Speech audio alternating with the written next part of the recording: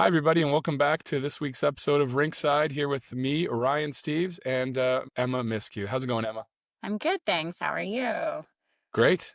This week we're pretty pumped.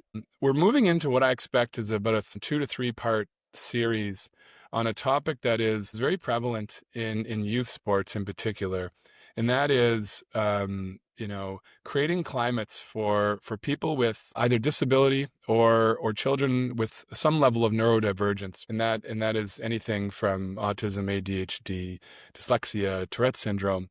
Finding and creating these spaces that allows children with neurodivergence, which is effectively everybody at some level, but some more severe, and giving them the environments that they need to succeed and create this positive experience for sport. It's so positive for most kids, but it can be challenging for others if not properly addressed. With that sort of little segue, I'd like to introduce our expert guest today, and that is Dr. Amy Latimer-Cheung from Queen's University. Amy, welcome to Rinkside. Thanks very much. Yeah, thank you for joining us. And so, Amy, you're a prof, and as I understand it, convocation this week at Queen, so you're busy, Yes. professor in the School of Kinesiology and Health Studies. Amy, for our listeners, Amy has been one of the earliest supporters of our show. Amy reached out, was so engaged and interested to provide suggested topics, feedback, guests. Amy, you've been wonderful. So we went right to the top, we went right to the expert board and pulled you in today. So thanks for joining us. Oh, my pleasure. Um, yeah. I guess one of the things that gives you a level of expertise is that you're a parent to 3 young athletes yourself, right? Correct. Yes. Yes. Yeah. What sports are you currently watching and supporting? Sure. So when you're speaking about the heat, so yesterday Yeah. we were actually at soccer practice, but at the beach. So that was a pretty cool Whoa. experience. Yeah. Cool. We have 2 soccer players in our family, as well as a gymnast. And then in the winter, we also dabble in hockey, Mm, and then expand also to other things like cello and music as well. nice. Yeah, that diversity and activities is so important. And well, it sounds like you're living by it. So mm, Amy, maybe you can get into a little bit you've described yourself as more of a theorist, a knowledge mobilizer, someone that's doing the work at the academic level, supported by people, for lack of a better term, in the field, right? So maybe can you talk to us a little bit about what you're doing, including with many, many others in this space of creating these positive environments for people with either disabilities or some level of neurodivergence? Sure. So I'm a strong believer in the benefits of physical activity, and physical activity includes sport, exercise, and active play. And over the past 25 years, my research has focused on initially trying to motivate both children, youth, and adults with disability to participate in physical activity. But what we were finding was that, we could motivate people. People are aware of the benefits, but what would happen is when somebody would come to the sports field or the rink or phys ed class, they would have a terrible experience. So our research has really shifted focus to explore how we create positive experiences in sport and play and exercise for persons with disability.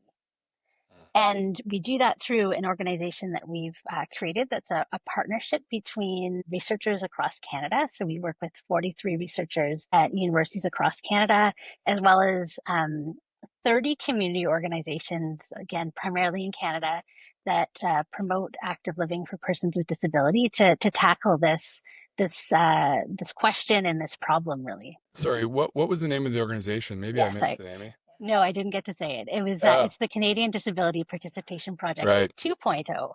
That's right. That's Yes. right. I I love hearing this because it was something like growing up, there was nothing that would encourage or keep, especially kids in sport who really didn't enjoy it. It was like as soon as you could drop out of gym class, you were dropping out. And then any extracurricular stuff was just something that you wouldn't even sign up for it if you didn't like participating and you didn't have a positive experience in sport. So what kind of ways does you and the organization go about making this a positive experience for kids who come into these teams or sports experiences so that they want to keep going?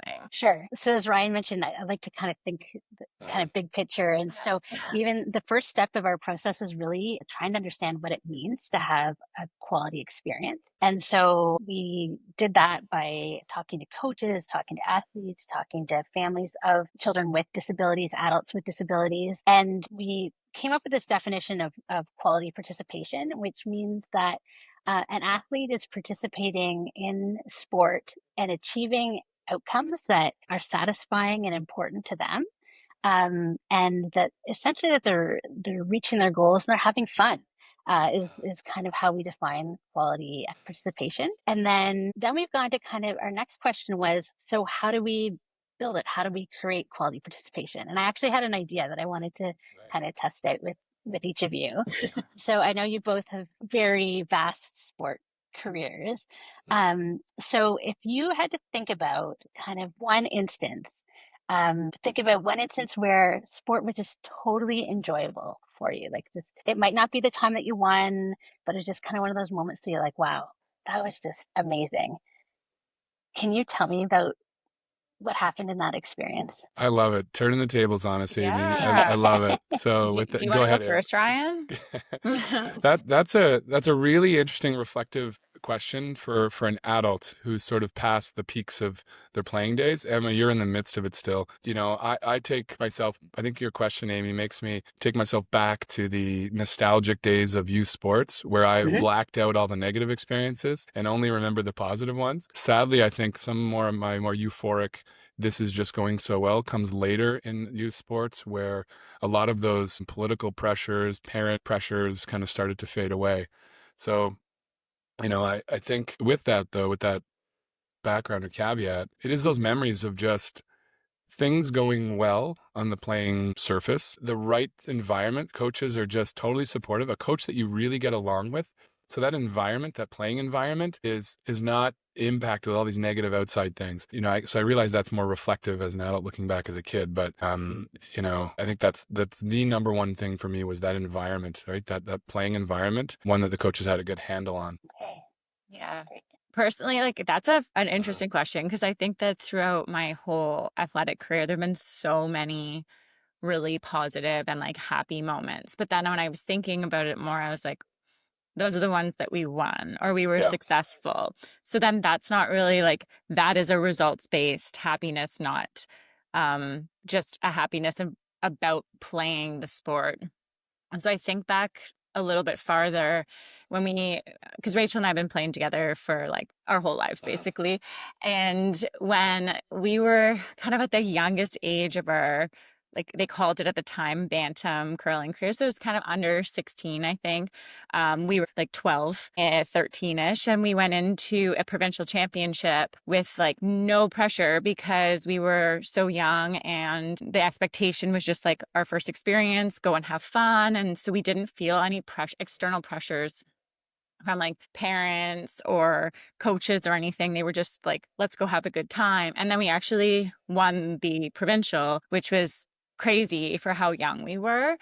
But that was like one of those moments of just like joy, like happiness throughout the whole event because there was no pressure to win. Whereas after that point, we created this environment where like, yes, because we won last time, like we should be winning. And so then anytime we didn't, it was this extreme disappointment because there was these high standards. But like the happiness came from just being able to play free without that expectation of results or wondering how the results are going to be or that fear that you're not going to perform or anything like that. It was like a fun event. And so I think that says a lot about kind of the pressures that we start to feel in sport, especially like at a competitive level.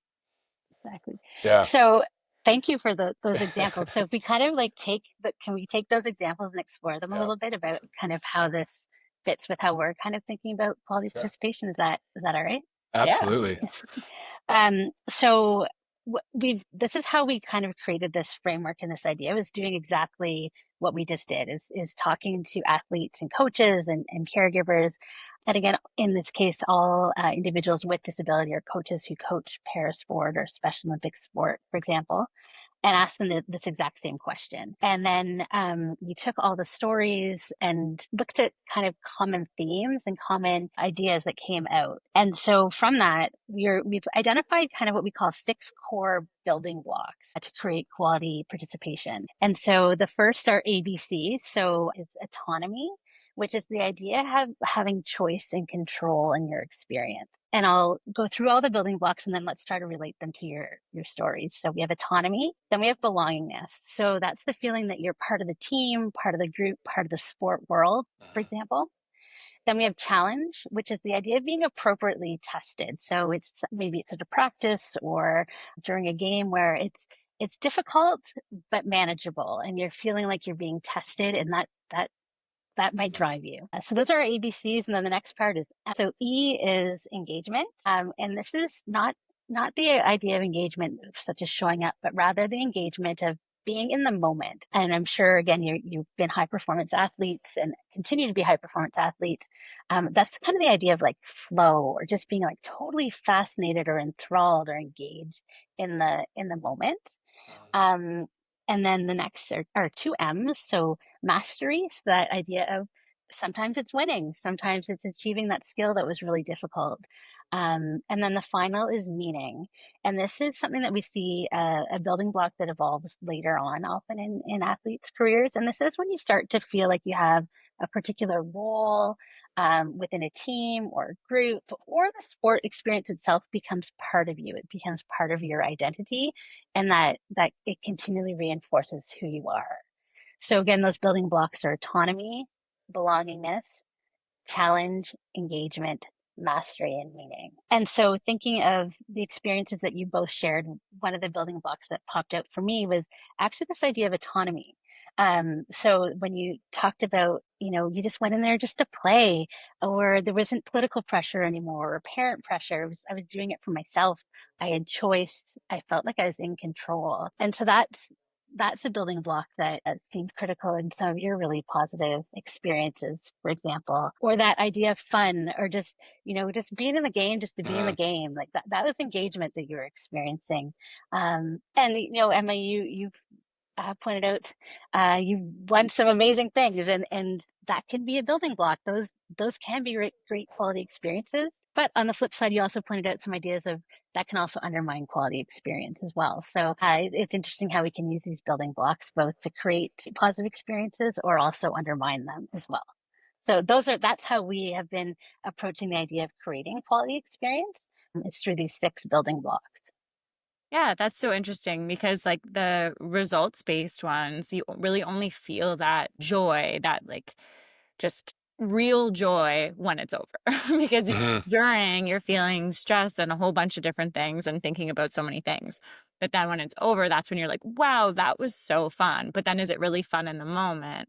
That's kind of where I went back to the no pressure situation. But I feel like all of those points that you brought up are very accurate into what makes a really positive experience, and like the belongingness too. I feel that very deeply, because if you feel like you're on the outside of a team or you don't fit in, or just even everyone in that environment, you don't feel like that's where you should be, then you're not going to want to be there, and it's not going to create a positive experience. And playing on a team sport, that's a very real thing.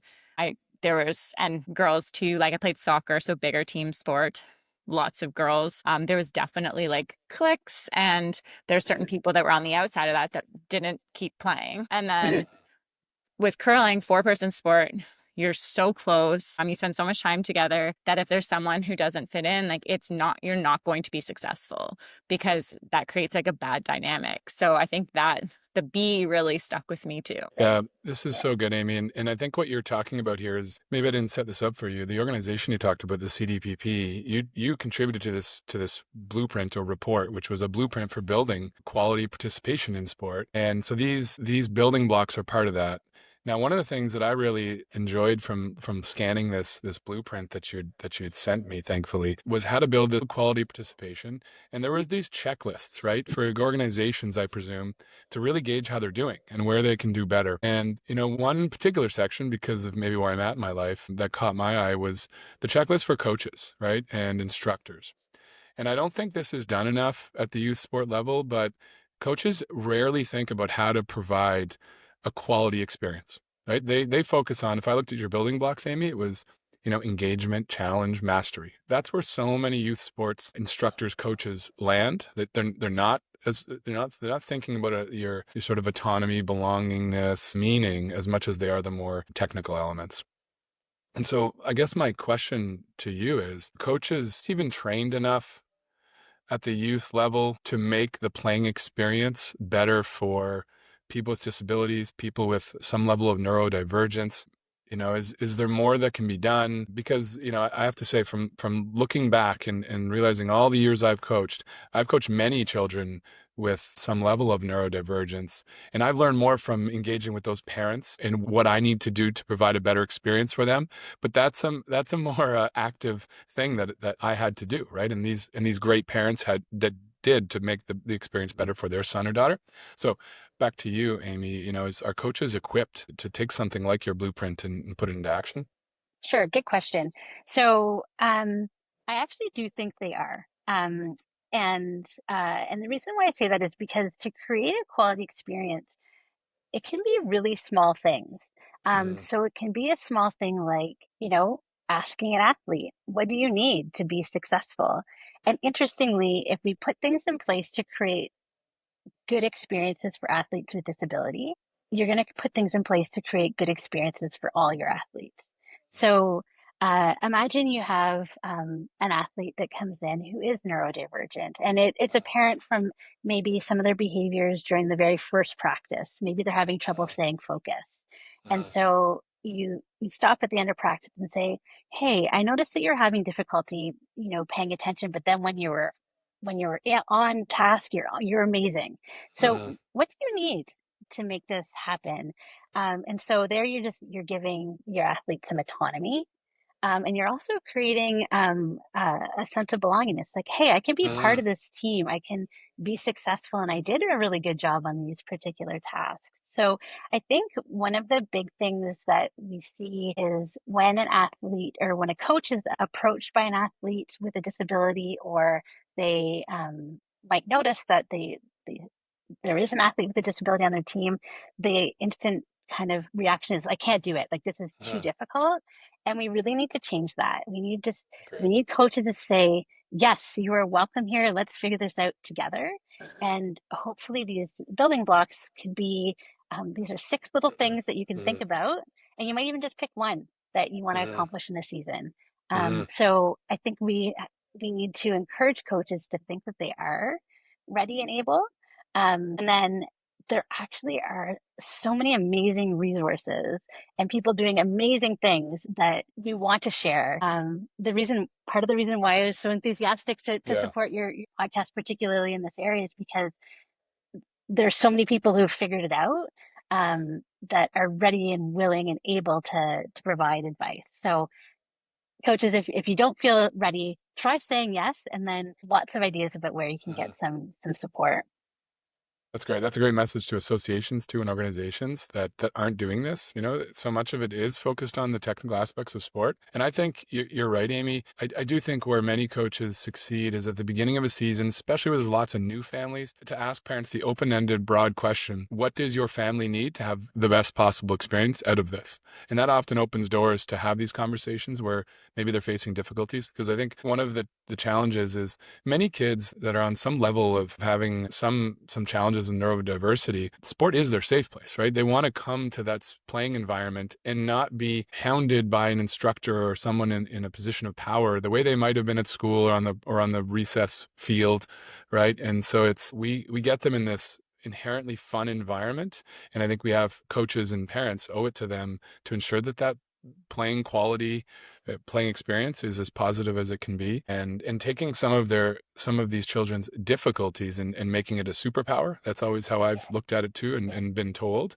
If you have difficulty focusing, my one example is, as anyone who listens to the show knows, I can be wordy. And that was feedback that I got. My son suffers from different aspects of neurodiversity here. Can you be more concise? Perfect. Right. That made me a better coach, right?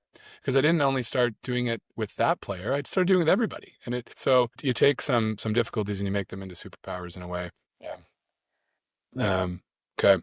Yeah, I think Go that's, ahead, I'm sorry. oh no, I was like, I think that's great too. And then the like sense of belonging, like inclusivity, and making an environment where you don't, or you're kind of enforcing that other players on the team are also going to treat everyone the same way. From that perspective, how would you encourage coaches to make a sort of just positive dynamic among teammates too, so that everyone feels welcome on the team and there isn't bullying or excluding certain players for those reasons? Yeah, that's a really good question. I've been doing some thinking about that recently too. And so this a couple of things that we know, and I just want to take a step back. So most recent statistics in Canada suggest that up to 20% of youth between the ages of 15 to 24 have a disability. So if you think of that as being like 2 in 10, and think of your hockey team or a set of curling teams, like there's high likelihood that you're going to have an individual with a disability. And then specific to neurodiversity, about 10% of children in Canada identify as being neurodiverse. So there's high likelihood that you're going to have at least one athlete in your space with neurodivergence. And so the and the other aspect that we know is we know that the coach is critical to being the facilitator in creating positive social success for a neurodivergent athlete. So it does take work on the part of the coach to make that happen. So I think by being a transformational leader and modeling that you value the contribution of this athlete and creating a space where the athlete can thrive rather than constantly being like the problem or needing to be disciplined is critical. So creating a space where they're included and thriving is really critical, and showing that this is important to you and then modeling it from there is key. And again, it's not maybe something more that you need to do. It's just, good coaching is ultimately the Totally. bottom line. Yeah. Good coaching with Yeah. quotes, air quotes around. Good Yeah, you're right. coaching. I mean, it's I think so much more is expected out of the youth sport experience nowadays than it was 20, 40 years ago. Um, Parents, I always joke that I think parents meet with me as a coach tenfold more than they meet with their son or daughter's teacher at school. So there's much more focus because they're with these teams for many, many, many hours. So this is a transformational experience for these children. And like I said, my sense is always that this is supposed to be this fun, safe environment. And when people in charge, not just head coaches, assistant coaches, trainers, anyone around that team isn't doing their best to make it inclusive, and inclusive of transformational leadership, Amy, you mentioned, because that is this full package of the experience and going deeper and not just making it about wins and some technical aspect of the sport. So I love that, but I do think you're right. There's a lot of pressure on coaches. So putting your hand up now, just because you look around and nobody else has their hand up, those days are gone, right? It's not as easy to just put your hand up and say, "Well, I'll do it." You have more of an obligation and more responsibility, I think, on for these kids. Yes. Yeah. I have incredible respect for community coaches, particularly volunteer community coaches, because it's definitely a challenge and the expectations are high. Yeah. I've been thinking a little bit about this is like a slightly different angle, but just about when I was growing up, there was a lot of instruction that was given verbally because you're playing a sport, so you get verbal instruction. And I'm a visual learner. I've always been a visual learner. If I see it or I read it, I retain it. And if it's being told to me, there's like a 50-50 chance I'm actually going to fully retain what the instruction is. How are you finding that research has gone with the neurodivergent like kids or youth that are going into a space, and that would be even more emphasized with a learning style that is not theirs? How would you suggest to navigate those situations? Because in sport, often it would be like verbal instruction. That's just kind of the space that it is. But how would you suggest that coaches and other players go ahead with helping to teach? That's a great question. And so again, I think it goes back to our initial kind of notion of like speak to the athlete, and like maybe it took you a while to determine, hey, I'm a visual learner, but you know you're a visual learner and you know how you probably learn well now. And so the athletes and their families might be able to tell you, you know what, this is how my child or my athlete learns, or this is how I learn. And then, creating diverse ways to demonstrate. So you may have an athlete who would really benefit from receiving the practice plan in advance because they just need to know what the routine is going to be. Or, like I'm thinking at rinks where you see the people now drawing on the glass Yeah. with their markers. If there are videos that are available for a drill, uh, you know, again, setting those in advance so that somebody could take a look would be possible. And also that idea of giving meaning. So you might have an athlete who at a particular practice is the role model that day. So they demonstrate each of the skills first, so that it's not just delivered verbally, but also visually as well. So again, it all comes back to the coach, which is challenging, but thinking about diverse ways that people learn is, if they can think about that, that would again strengthen your practice for all your athletes. Yeah. And I mean, that doesn't even have to be drawn out. I had a coach that would demo it in like practice or Yeah. training. And then you're like, I see it, Yeah, super easy. And same even at the gym now, like my personal trainer demos how the movement is supposed to look before I do something new. So I know how to replicate that instead of just being like, do a recline pull. And you're like, I don't know. So yeah, I think that that's like a really good strategy for coaches to take forward, as sometimes you just have to think outside the box in terms of learning styles. And sometimes it's playing around with a few different ones and seeing what works best for all the athletes. But yeah, I won't pretend it's an easy job. I definitely have done some coaching and instruction, but it's usually with a small group because curling is usually a little bit of a smaller group. And that way you can kind of sense what people are taking in. But with bigger teams like hockey and soccer, like football, rugby, that would be a lot tougher. Yeah, one of the things, Amy, that I've noticed too in this world of difficulties viewed as superpowers is this concept of, thinking outside the box, being more of an innovator when it comes to being creative, these kinds of things. And so in a pressure-filled world of youth sports where coaches expect, perfection sometimes and not always innovative thinking, creative thinking, that can be viewed as a challenge. Yeah, what are your thoughts on that and some of these other elements that maybe coaches view as difficulties, and opening that up, and constantly challenging themselves to be more accepting of challenges and finding ways to make them these superpowers? yeah. Again, not an easy skill to develop, but a skill that a coach, if a coach could develop, is learning to listen, Yeah. and to be open. So increasingly, our work and our research partners are individuals who are neurodiverse, and they've taken our work, for example, in ways that I never expected, that are creative and different and what the world needs. But that took me a really long time to be open to that, to be like, this is so if a coach can be open to like, hey, if we just tweak this drill just this little bit, or just tweak how I explain this drill just this little bit, like you just created a whole new drill that may teach things in new ways. So it really is an openness. uh other other ways to kind of convey that and for coaches to learn that. And we find that a critical source of information for coaches are other coaches. So encouraging your organization to have discussions about how do you support neurodiverse athletes?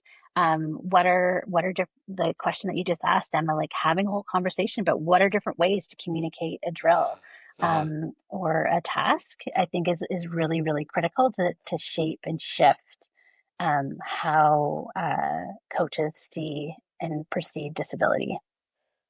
Amy, maybe one of the last questions I'll ask you is in assessing the quality of participation, has the research ever looked, have you ever looked at, are there any particular forms of activities or sports that certain types of neurodivergent athletes succeed at over others? So, are there certain sports that are just more challenging given a particular diagnosis? And has that ever been looked at, or? Sure. I admittedly don't know, and I can Uh, look at that, and maybe it can be a highlight on the next episode. yeah. And the other thing to consider too is that we know, for example, autism is a real spectrum Mhm. of skill and ability and cognition. So sport can also take many forms. So there are Mhm. cases where a fully integrated model where athletes with a disability co-participate with athletes without a disability. And then there are also cases where distinct sport, like para sport, where it's a group of athletes with a disability participate together, is optimal as well. So Mhm. um, it may be, and that could be based on skill and ability, but also by choice. Some people might like choice but the thing that is so cool is that for athletes with disability, like really anything is possible. Somebody who has a spinal cord injury can climb a mountain. So I think, Yeah. yeah, sport can be again such an important aspect of a person's life. Wow. How can we not end it there, Amy? That's Yeah. that's very, very well said. Yeah, Amy, our listeners are very fortunate to have your expertise.